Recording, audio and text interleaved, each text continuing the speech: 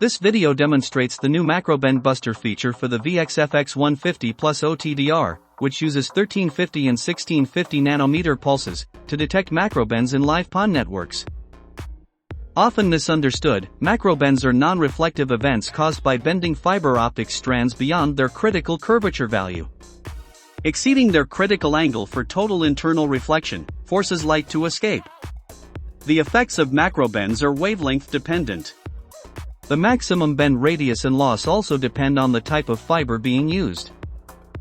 For G.652 fibers, macro bend effects may start to become noticeable with bend radius smaller than 3 cm, while bend-insensitive fibers, such as the G.657 variants, can tolerate tighter bends. After getting requests from our customers for a safer way to detect macro bends on dark and live fiber networks, we are pleased to introduce our new macro bend buster measurement capability. The FX150 Plus OTDR offers two live modes, the traditional 1650 nanometer out-of-band pulses, and the new macro bend buster mode, which informs technicians when excessive bending can cause high loss events, or even total signal loss at higher wavelengths, such as 1577, used for 10G PON, or 1650 nanometers. For this demo, we are performing a macro bend test on a point-to-point fiber link.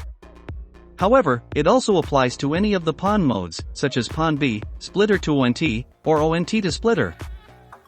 Configure the meter accordingly, and then press the Start button to begin. Notice that the OTDR starts by performing the 1650 nanometer measurement.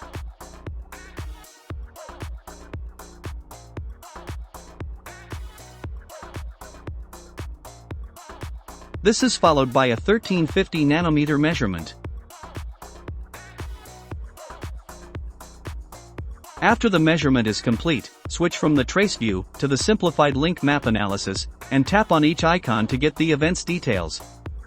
In this example, we can clearly see that this fiber link has a good splice at 525 meters, a bad splice at 1140 meters and a macro bend at 1450 meters, followed by the end of fiber at 1760 meters. If desired, you can also review the original OTDR traces. To overlay the macro bend results, go to the Traces tab, and make sure the 1650 and 1350 traces are selected. We can clearly see that for event 4, there is no significant loss signature on the gray 1350 nanometer trace. However, there is a significant loss event on the 1650 nanometer. This wavelength dependency confirms it is indeed a macro bend. In certain situations, if the macro bend radius is very tight, and the resulting loss is severe, the 1650 nanometer trace may even end at event 4. Also note that, when OTDR testing is performed in live PON networks, if you use the common 1310 nanometer wavelength for the test, those test pulses would create rogue signals that disrupt the active PON service. That is the reason why a safer 1350 nanometer pulse option is recommended in this demonstration. We hope you found this quick guide helpful. Please consider subscribing to our LinkedIn and YouTube channels to get notified about new features, quick guide videos, technology briefs, and training contents.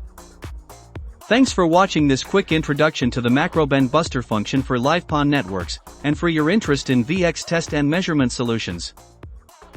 Feel free to contact us if you have any questions or need more information.